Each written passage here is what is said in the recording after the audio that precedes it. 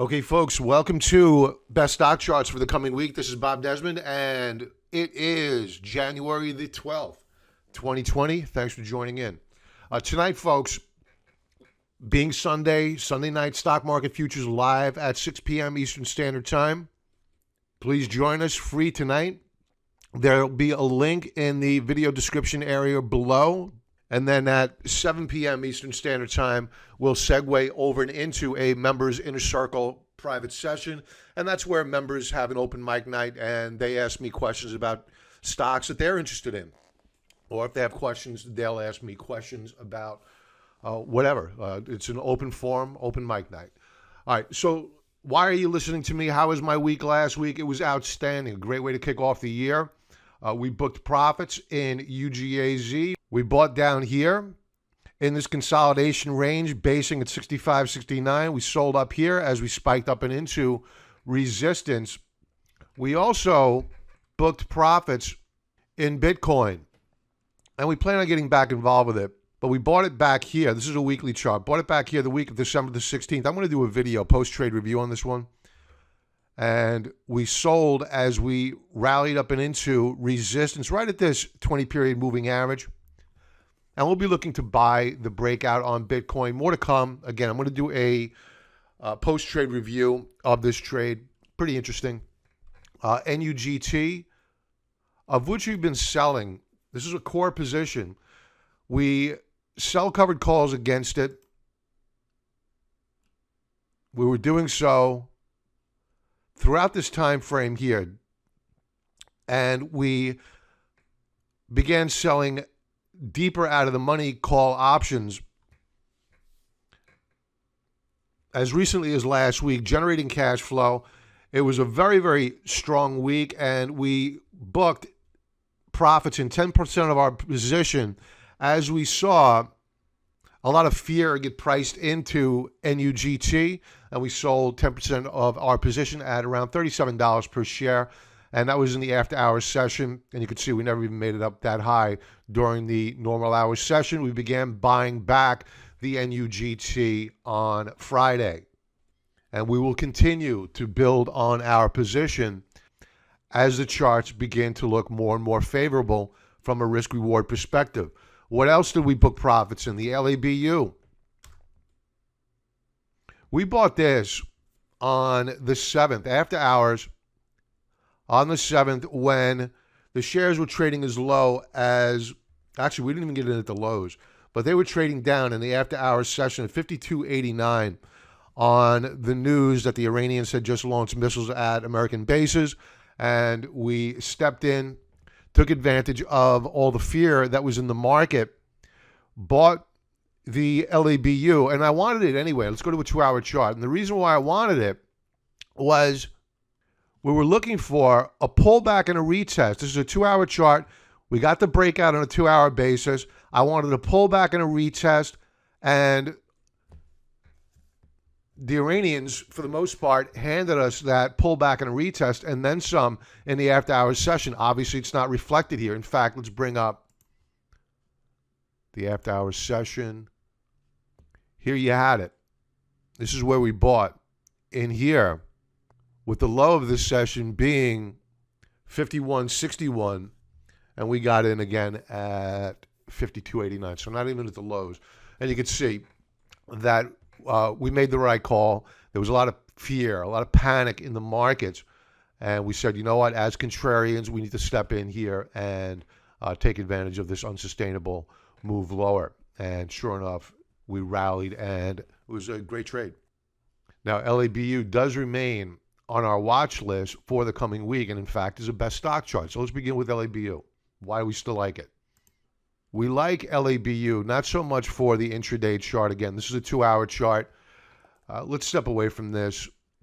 I'm more interested in the macro view. Anybody that knows my work knows that I watch the weekly and monthly charts for macro setups. I'm not a day trader. It's not my style. There are plenty of guys out there that do videos on that stuff.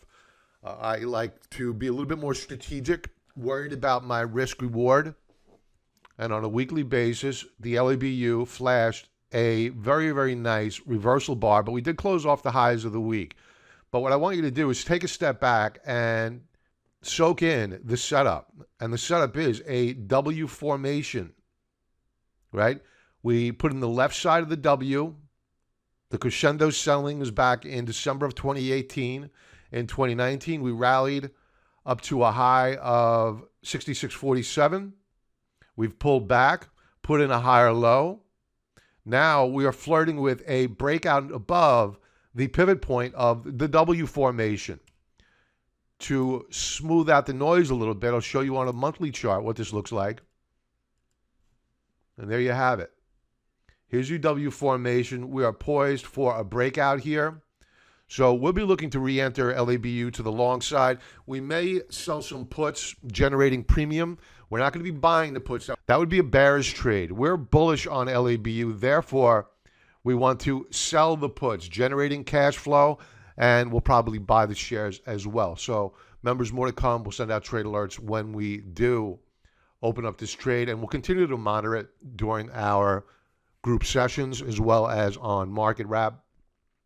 Note, Stokes, beautiful W formation, looking very, very good. The next chart up is, yes, another position that we booked profits in last week. Now we're looking to get back involved with it. Why? It's not so much due to the daily chart, although the daily chart's looking good here. Nice consolidation. We're putting in higher lows and now higher highs. Good stuff.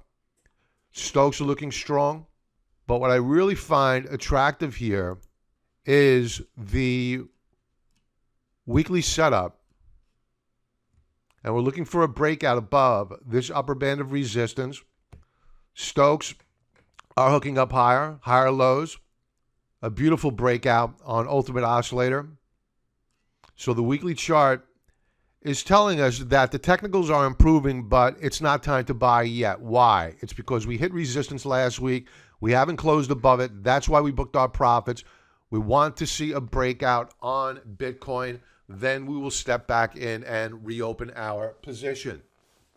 So again, members, more to come. We'll continue to discuss the progress that Bitcoin is making towards making it onto our holdings page as the days progress, and we'll discuss it on the Members Inner Circle sessions as well as Market Wrap.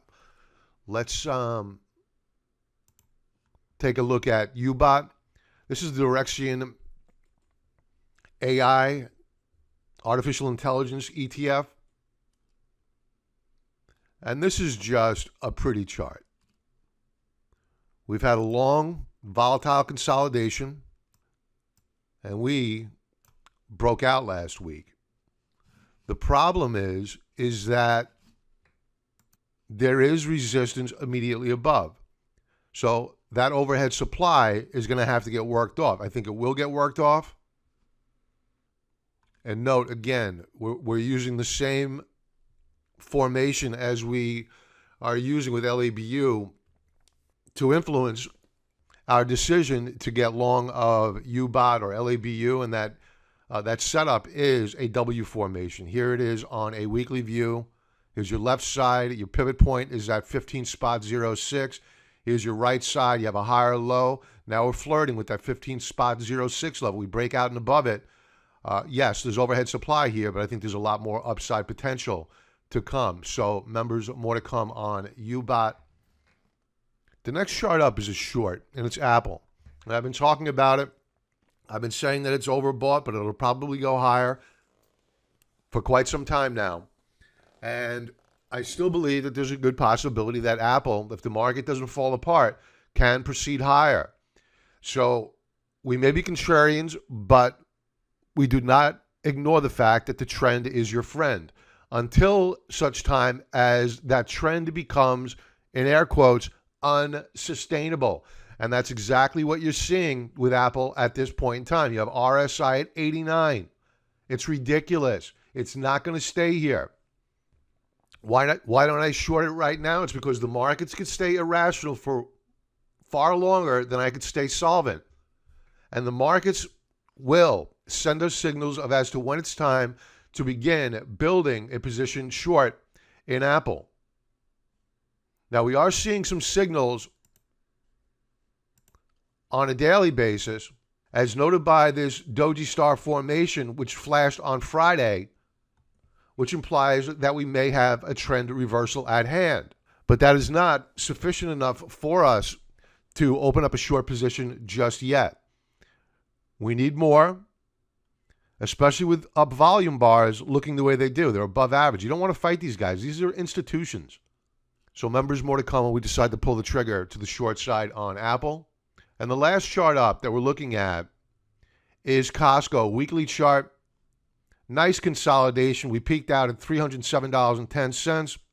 We have broken out above the upper band of resistance, and we closed there. A little bit of a caveat here. I don't like the price action. We closed well off the highs of the week last week. A bit of a concern. You had some profit taking up there. Not surprising because you have resistance from back here. Buyers back here bought at all-time highs. They want their money back. Now, RSI weekly base is looking very good. Double bottom setup, a W formation, and we broke out last week. Another fly in the ointment, though, are the Stokes. Stokes are weak and trading down below the 50 mark. That's very concerning to me. I don't like it. Tight stops on Costco, just in case we are wrong on the trade. Volume last week was very good. And you can see on a daily chart, we became a bit extended relative to the third standard deviation Bollinger Band in red. You're not supposed to be there. I'll save you the technical jargon. And it appears as though we'll probably pull back a little bit more here. So members, get ready. We'll probably be pulling the trigger on Costco at some point in time this week. And that's it for Best Stock Charts this week, folks. Please join us 6 p.m. Eastern Standard Time tonight, Sunday. Click that link below and join us live as we watch the futures open up. And we have a conversation with regard to how we might open up tomorrow morning with not just stocks, but currencies, commodities, and so on. Everybody have a profitable trading week. I hope to speak with you tonight, and be well.